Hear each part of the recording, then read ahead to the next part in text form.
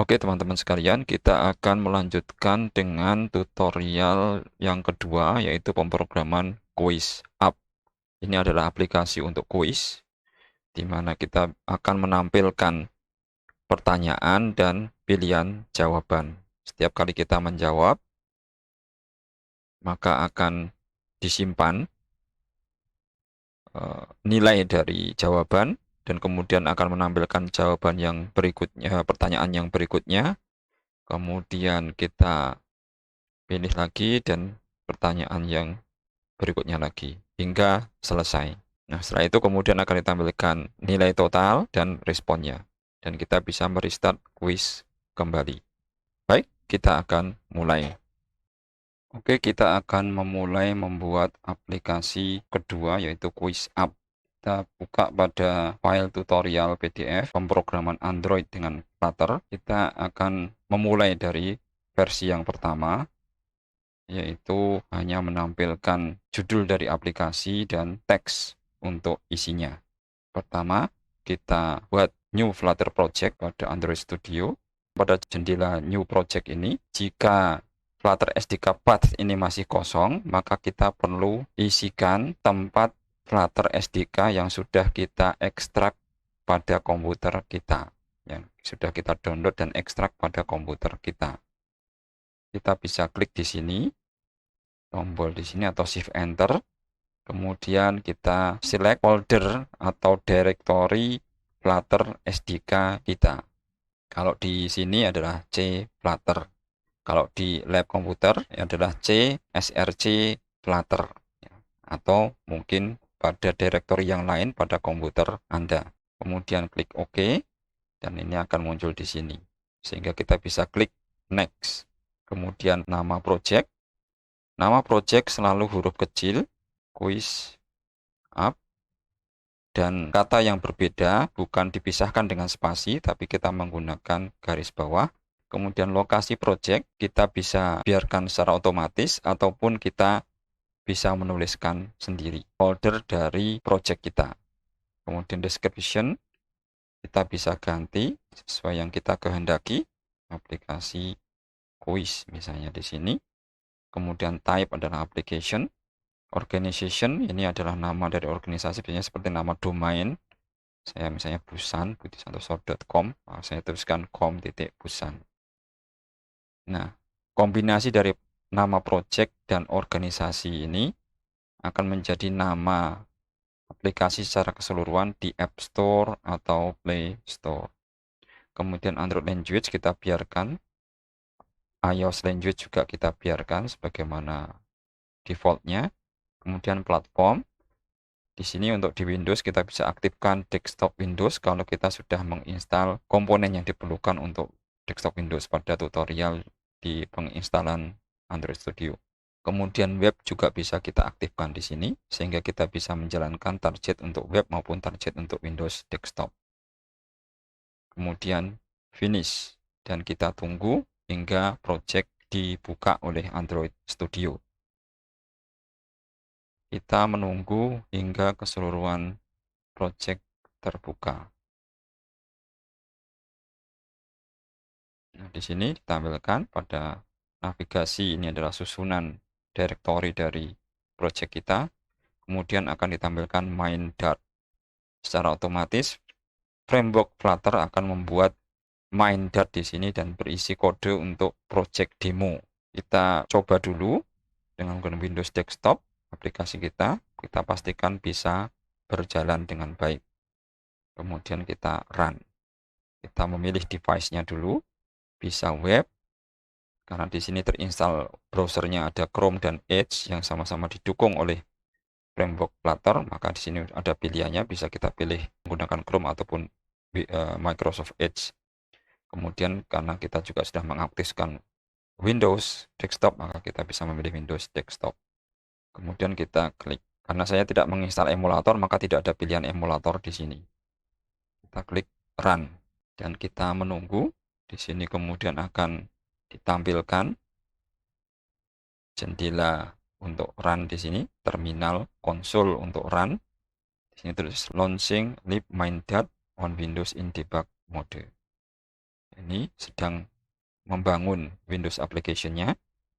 Kita menunggu. Ya, sambil menunggu kita lihat bahwa kita akan mengganti pada versi yang pertama ini. Di sini pada file PDF-nya kita akan mengganti file main.dat ini dengan kode berikut yang isinya hanya import, kemudian void main. Ini adalah entry point bagi aplikasi Flutter. Oke. Nah, di sini kita lihat aplikasi Windows sudah dijalankan.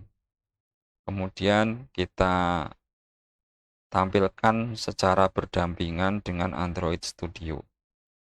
Seperti ini. Sehingga kita bisa langsung melihat update tampilan aplikasi ketika kita melakukan perubahan pada kode.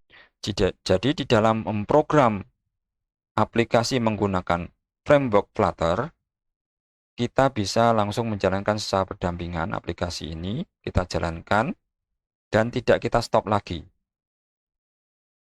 Karena pada Flutter disediakan fitur hot reload, yang di sini kalau kita lihat pada konsol run-nya, di sini ada tombol hot reload dan hot restart. Apa bedanya antara hot reload dan hot restart? Kedua-duanya bisa berjalan dengan cepat. Misalnya di sini pada contoh aplikasi kita, nah, di sini pada judulnya adalah Flutter Demo Homepage, saya tambahkan kata percobaan. Kemudian kita save, Ctrl S, maka langsung dilakukan hot reload secara otomatis dan ini akan langsung muncul hasilnya di sini. Tanpa kita harus stop aplikasi yang sedang berjalan ini dan kita compile ulang. Kalau kita memprogram Android menggunakan Java atau Kotlin, atau kita memprogram misalnya aplikasi Java dengan NetBeans, maka kita harus stop aplikasi kita, kemudian melakukan perubahan pada kode kita, dan kemudian kita compile dan start ulang. Dan itu memakan waktu yang lama dan juga membutuhkan memori dan juga prosesor yang mumpuni. Nah, dengan Flutter ini kita bisa menggunakan resource atau sumber daya komputer yang tidak terlalu besar dengan fitur hot reload ini. Kemudian kita lihat bedanya antara hot reload dengan hot restart. Ini kita misalnya aplikasi sedang berjalan, kemudian ini kita implement, ini ada datanya. Ini kalau kita hot reload, kita klik di sini. Kalau kita mengubah kode kemudian kita simpan, otomatis akan dilakukan hot reload. Kalau settingnya belum dilakukan, kita bisa melakukan setting di sini. File, setting, kemudian pada language and framework, kita pilih Flutter. Dan di sini ada tulisan di sini yang format kode on save, yang nanti membantu kita kalau kita save otomatis akan diformat oleh Android Studio. Dan juga di sini ada perform hot reload on save. Ini otomatis diaktifkan sehingga secara otomatis ketika kita melakukan perubahan pada kode kemudian kita save, maka akan dilakukan hot reload. Nah, di sini akan muncul perubahannya. Nah, kita lihat ketika dilakukan hot reload, di sini perubahan terjadi judulnya. Tapi di sini datanya yang di sini sampai pada angka 4 ini tidak berubah sama sekali.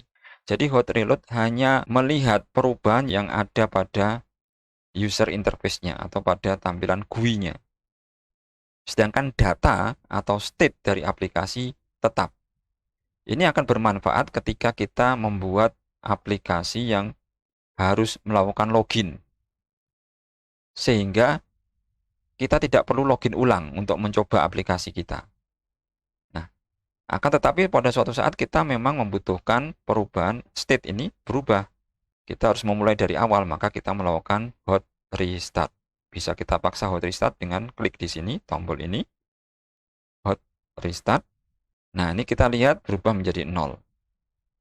Dimulai dari 1, atau kalau kita aplikasi kita melakukan login berarti login dari awal. Tapi tetap dia akan lebih cepat dibandingkan dengan kalau kita stop di sini dan kemudian kita jalankan ulang. Nah, ini adalah fitur yang bermanfaat dari framework Flutter. Baik, kita lihat lagi pada kode dari aplikasi kita. Kita akan mengganti main.dat dengan kode seperti yang ada di QuizUp versi 1.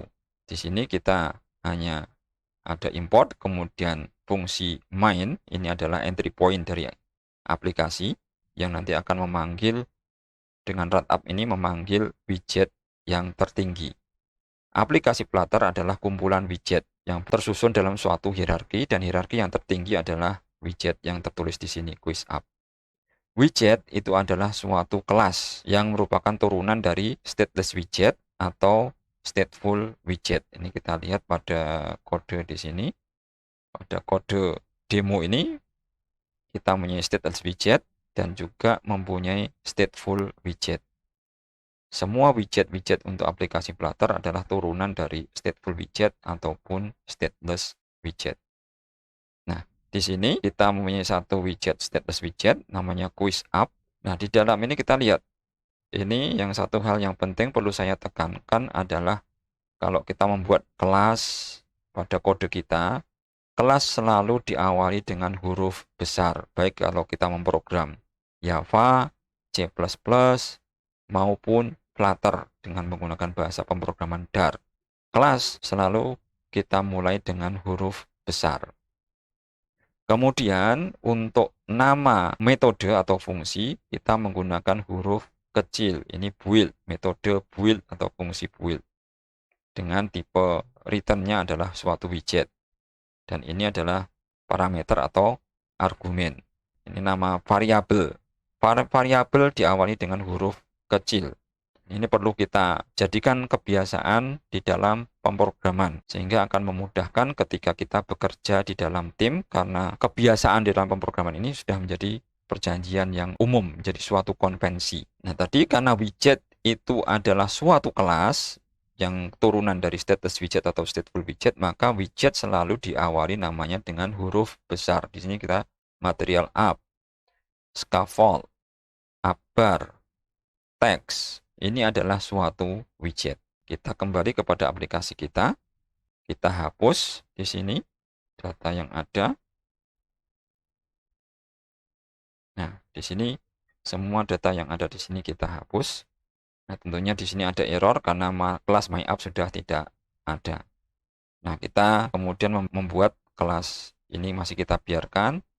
Dan ini kita tuliskan. Cukup kita menuliskan untuk membuat stateless widget. Tadi kita tuliskan di sini stateless ini. Ini adalah singkatan yang disediakan oleh plugin Flutter untuk memudahkan kita, sehingga kita tidak perlu menulis secara lengkap. St, kemudian muncul adalah stateless kalau kita mau membuat stateless widget. Stateful kalau kita mau membuat stateful widget. Ya, kita klik pilih stateless, kemudian enter. Maka secara otomatis ada template untuk membuat stateless widget. Tinggal kita tuliskan namanya saja. Kita mau membuat quiz up sebagai nama kelas. Jadi kalau terdiri dari dua nama ini, quiz dan up, maka kita gabungkan menjadi satu dengan tanda setiap kata diawali huruf besar. Kemudian kita enter. Dan ini kita ubah, ini memanggil quiz up. Baik, ini kalau kita save, nah ini ada static target. Kita coba untuk hot restart. Ya. Kadang-kadang hot reload ketika kita save yang dilakukan otomatis hot reload, tapi ini akan gagal. Maka kita perlu melakukan hot restart. Nah, ini aplikasi sudah berjalan kosong karena memang tidak ada apa-apa di sini. Kita belum menampilkan, hanya isinya kontainer. Kontainer itu hanya suatu wadah saja yang tidak menampilkan sesuatu. Dia adalah layout widget, termasuk dalam layout widget. Sekarang kita akan mengganti di sini dengan material up. Nah, kemudian secara otomatis ada di sini, kita ada di tengah-tengah kurung ini, kita enter. Nah, berarti kita ingin mengisikan di dalam material up ini. Nah, dalam material up ada variabel home, halaman yang akan pertama muncul ketika aplikasi berjalan. Nah, home ini kita menggunakan widget namanya scaffold. Ya, secara umum kita tunggu sampai ada bantuan yang ada. Pilihan ini kita tinggal memilih supaya mengurangi kemungkinan terjadinya salah tulis. Kalau kita klik di sini material up, kursor di sini, maka kita lihat ini adalah semua parameter atau argumen dari konstruktor. Ini adalah konstruktor yang kita miliki ya. Setiap misalnya quiz up ini adalah konstruktornya. Berarti kita nanti ketika menggunakan quiz up memanggil adalah konstruktornya untuk membuat instan dari widget tersebut. Scaffold, kemudian kita ketikkan kurung buka, yang otomatis kurung tutupnya akan dibuat oleh Android Studio dan kursor kita berada di tengah-tengah. dan kita bisa menuliskan kode di sini. Scaffold adalah widget yang menentukan hierarki dari aplikasi kita, ya, widget susunan dari widget-widget di dalam aplikasi kita. Sedangkan material app adalah untuk aplikasi, ya, susunan dari aplikasi yang mengikuti desain material desain, sebagaimana saya sampaikan pada tutorial yang sebelumnya. Nah, di sini scaffold kursor kita berada di tengah-tengah kurung ini, kita enter sehingga kita bisa mengisikan di sini otomatis. Nah, dalam scaffold kita sekarang akan menambahkan titel dari aplikasi atau judul dari aplikasi, yaitu app bar. Dan di sini kita menggunakan widget namanya app bar, tapi sekarang harus menggunakan huruf besar. Bedanya dengan yang di depan ini adalah suatu variabel, dan variabel ini kita isi dengan suatu objek yang namanya app bar ini. Dan kita menggunakan kurung lagi, ya, ini adalah konstruktor app bar. Kemudian di dalam app bar ini kita tuliskan title. Jadi kalau kita ingin menambahkan judul dari aplikasi, maka kita menggunakan variabel app bar ini dengan menggunakan widget app bar, dan title-nya adalah suatu teks. Ini adalah suatu widget juga.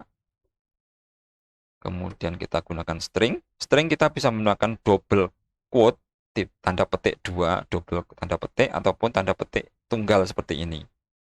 Tapi kita harus konsisten untuk menghindari kebingungan di dalam pemrograman. Teks, kemudian kita tuliskan quiz app.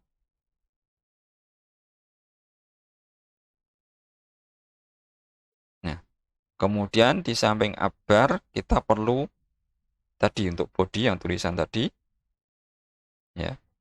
Karena tadi ini masih di dalam scaffold, kita tahu scaffold batasnya dari sini.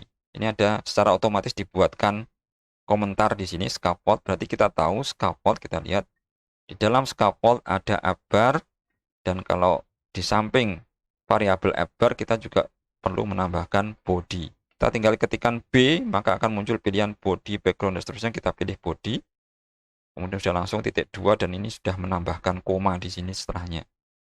Nah, untuk body kita tambahkan untuk saat ini teks pada judul di sini. Bodinya adalah ini body dari aplikasi. Oke, kita tambahkan di sini ini body dari aplikasi. Kemudian kita save, Ctrl S, maka otomatis dilakukan hot reload, dan ini menjadi seperti ini. Nah, ini adalah versi 1 dari aplikasi Quiz App.